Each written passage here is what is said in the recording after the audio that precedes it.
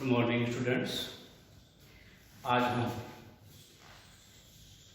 Botany second year से अगला topic शुरू करते हैं, जो कि है आपका रसारोहण के अंदर जो अपन थ्योरियां पढ़ रहे थे, उसमें विटल थ्योरी अपने कंप्लीट की थी। दूसरी थ्योरी जो अपन पढ़ा रहे हैं फुट प्रेशर थ्योरी, मूल दाब सिद्धांत। मूल दाब सिद्धांत क्या होता है, किसने दिया, बात करते हैं। तो मूल दाब सिद्धांत का सर्वप्रथम जो देखने वाले थे, है ना, वो तो थे स्टीफन हेरिस।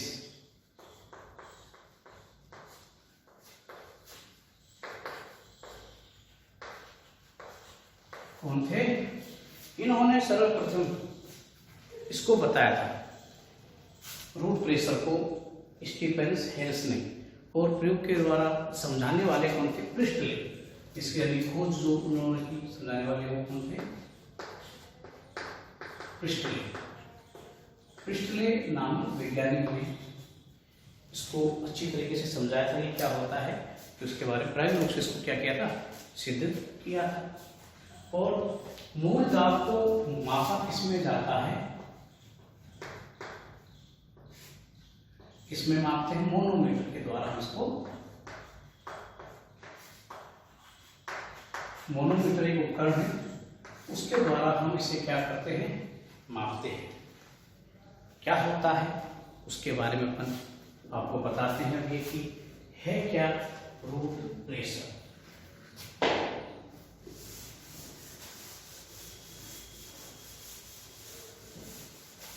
एक वैज्ञानिक थे स्कॉटकिंग, इन्होंने इसकी एक डेफिनेशन दी थी। स्कॉटकिंग इन्होंने क्या अपनी एक परिभाषा दी थी। जो परिभाषा क्या थी वो देखो कि वाहिकीय तत्वों में, वाहिकीय तत्वों में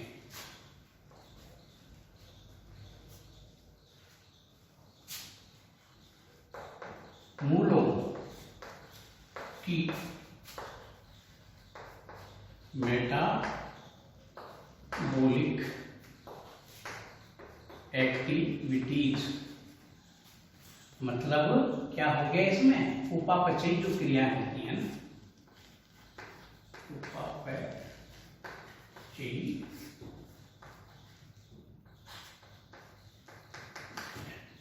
मेटाबॉलिक एक्टिविटीज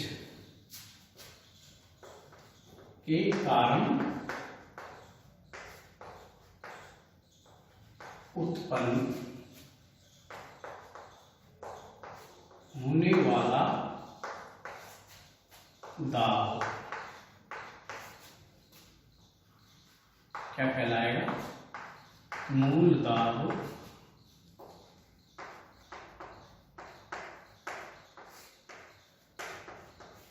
कहलाता है। तो यह परिभाषा दी गई थी किसके द्वारा? स्कॉटकिंग के द्वारा।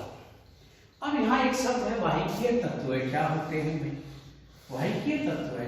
देखो जाइलम के जो वाहिकीय तत्व हैं, वाहिकीय तत्वों के अंदर क्या आते हैं?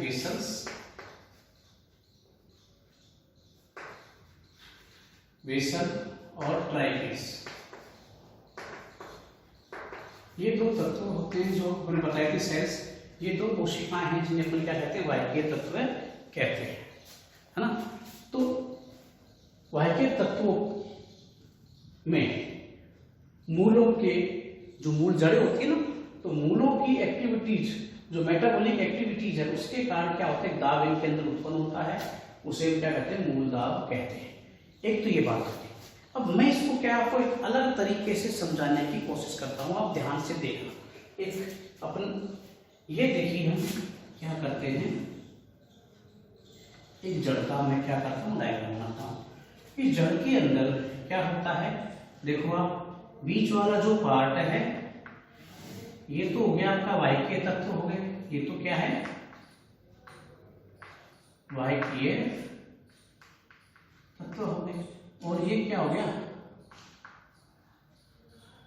पेरेन काइमा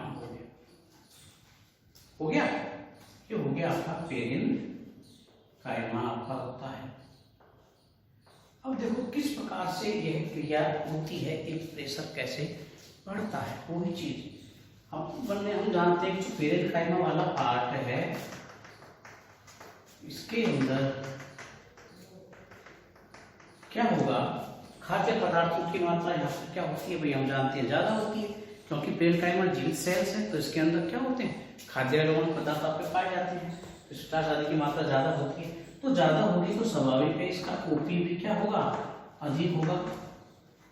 जब ओपी इसके अंदर क्या होता है अधिक होता है तो जो जल है यहाँ पर क्या होगा अधिक मात्रा में आएगा, तो यहाँ पर H2O की मात्रा क्या होती है अधिक अवशोषित होती है।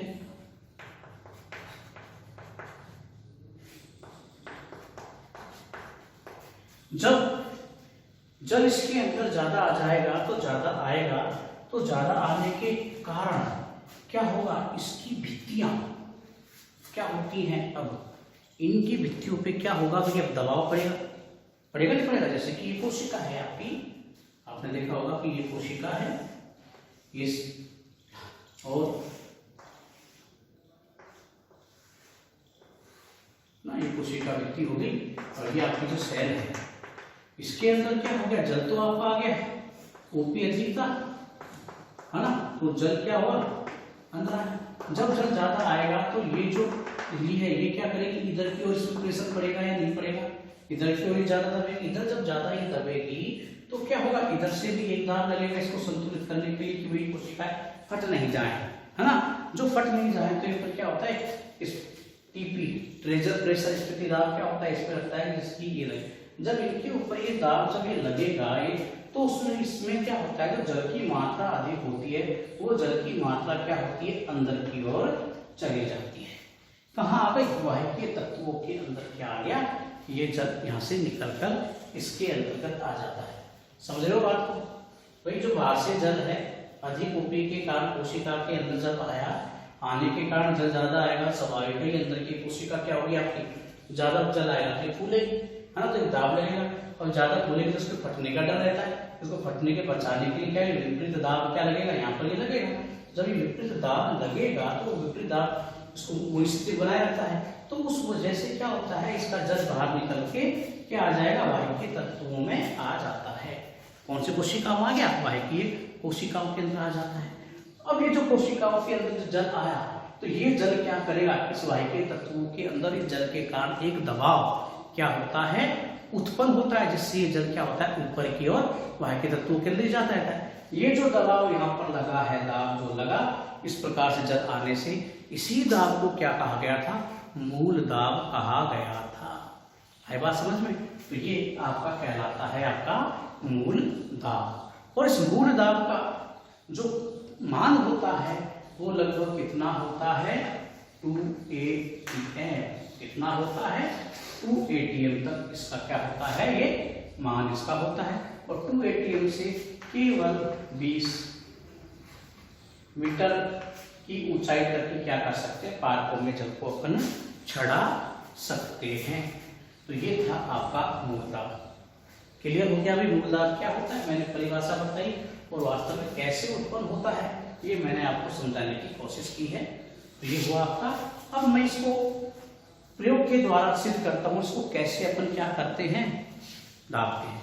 अब इसका एग्जाम्पल सिंपल सा आप देख सकते हो, कभी आंकड़े को तोड़िए, किलो कैलोट्रोपिस प्रोसेरा को अपन क्या करते हैं तोड़ते हैं। जैसे यहाँ से ये उसका तना है, तने को अपने क्या किया थोड़ा सा तोड़ा, तोड़ते उसमें से क्या होता है लैक्टेक्स बाहर निकलता है ना, बिल्कुल बाहर निकल के क्या होएगा, वो नीचे की ओर बहने लग जाता है। अब ये जो बाहर निकलने की क्रिया है एक दाब के कारण हुई है, ये मूल दाब की वजह से क्या होता है, बाहर निकल आता। तो कुछ ऐसे प्रकृति में पौधे हैं जहाँ से इनको अगर तने को तोड़ोगे तो आप इस क्रिया को बहुत ही आसानी से देख सकते हो। अब मैं आपको इसको एक एग्जाम्पल के द्वारा समझाता हूँ कि कैसे होता है। तो यहाँ हम अप्लाई करेंगे मोनोमीटर का। अभी नाम बताया था मैंने, इसको किसके द्वारा मापते हैं अपन, मोनोमीटर से। तो मोनोमीटर क्या होता है उसको आप देखो, और कैसे मापते हैं वो भी आपको इस एक्सपेरिमेंट से पता चल जाएगा। तो हम करते हैं एक्सपेरिमेंट।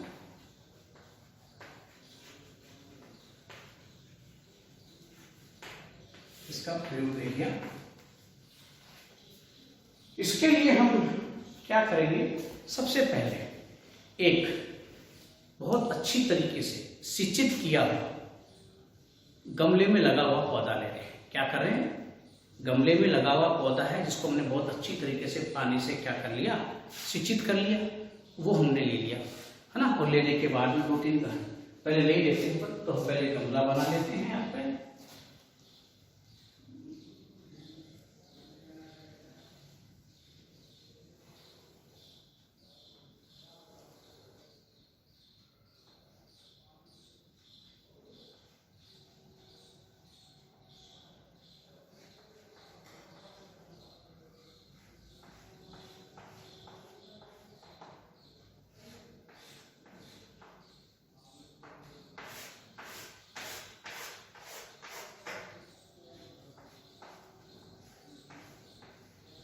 देखो इस गमले में हम क्या करते हैं, एक पौधा लेते हैं, इस पौधे को पानी से सिंचित किया है।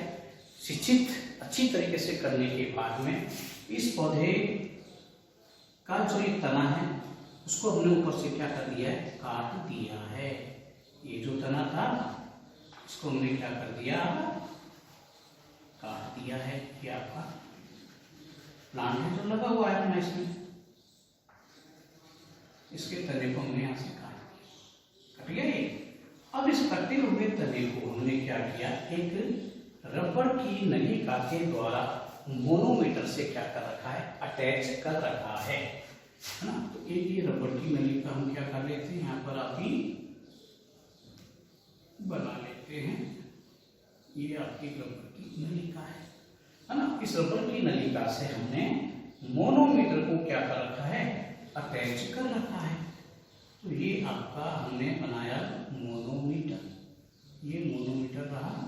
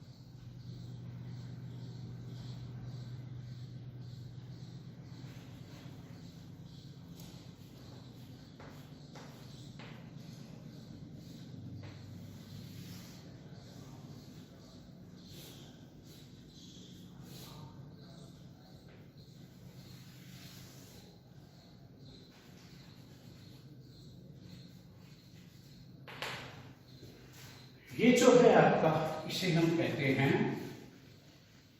मोनोमीटर, ये है स्टैंड, ये है एक पोर्ट, ये हो गई प्लांट की एक स्टैंड ना। अब देखो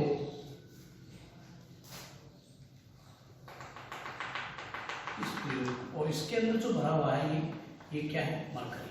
क्या भरेंगे इसके अंदर, मरकरी भरेंगे। अब इस प्रयोग में देखिए मूल दाब का प्रदर्शन कर रहे हैं। हमने एक क्या गमला लिया है, ये जो गमला है इसको हमने प्रयोग करने से पहले अच्छी तरीके से क्या कर लिया, पानी से सिंचित कर लिया। 3-4 घंटे हमने इसको क्या किया, धूप के अंदर इसको रखा हुआ है। इसकी टहनी हमने काट के क्या, एक रबर की नली, ये क्या है, रबर की ट्यूब है आपकी, रबर नली। इस रबर नली के द्वारा इस मोनोमीटर को क्या कर दिया हमने, इसके अंदर अटैच किया है। अब इसको अटैच जो किया है हमने, तो इसमें अटैच करने पर क्या होगा, इससे जो लैक्टस निकलेगा वो लैक्टस इसमें आएगा। लैक्टस जो इसके अंदर जितना भी आता है आएगा, तो आने पर क्या होगा, इस मरकरी के ऊपर दबाव पड़ेगा। तो ये मरकरी पे दबाव पड़ेगा तो ये क्या हो जाएगा आपका, ये मरकरी आपकी क्या होगी, ऊपर की ओर खिसकेगी। जब ऊपर की ओर खिसकेगी तो ये जो रीडिंग से स्केल है, ये आपका क्या है, जो स्केल है, इस स्केल के ऊपर अपन क्या करते हैं, इस रीडिंग नोट कर लेते हैं। भाई इतनी मात्रा के अंदर क्या हुआ, ये ऊपर चढ़ा तो इसका दाब क्या हो गया, इतना ये हो गया। इस प्रकार से हमारे पास क्या है, मूल दाब का आकलन हो जाता है कि इतना मूल दाब इसका होता है। तो इस प्रकार से हम क्या करते हैं, मूल दाब को ज्ञात कर लेते हैं। आई बात समझ में। तो ये है मूल दाब का प्रदर्शन। अब देखो काफी सारी चीजें, ये जो एक्सपेरिमेंट था ये भी क्या हो गया आपका, फेल हो गया।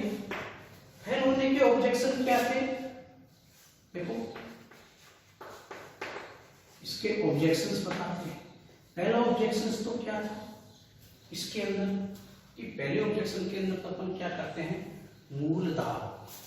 मूल दाब किसके द्वारा होता है, मूलों के द्वारा, यानी कि जड़ों के द्वारा होता है ना। और हमने आपको मालूम पहले रिंगिंग एक्सपेरिमेंट आदि जो बताए थे, उसके अंदर हमने पेड़ की टहनी काट के लगाई थी, उसमें कौन सा मूल था, हमारा सारों वाया नहीं था। तो पहला तो यहीं पर ये फेल हो गया कि बिना जड़ों के भी रसारोहण की क्रिया कंटिन्यू चलती है ना। तो क्या होता है, जो रसारोहण है आपका, रसारोहण बिना रूट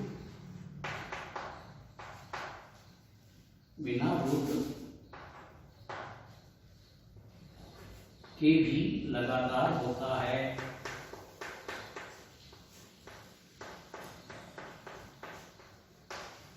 होता है नहीं होता। नंबर 2, इसका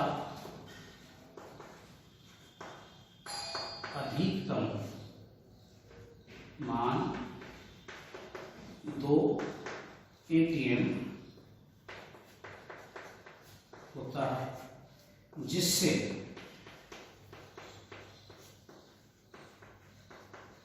केवल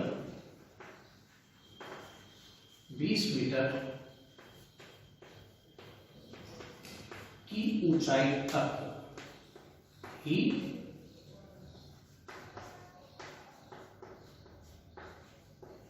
पादपों में जल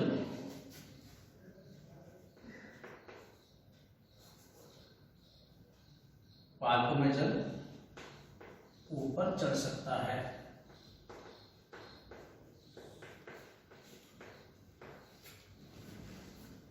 बाकी ऊंचो नहीं जा पाएगा। तीसरा, जिम्नोस्पर्म प्लांट जो है अपने, जिम्नोस्पर्म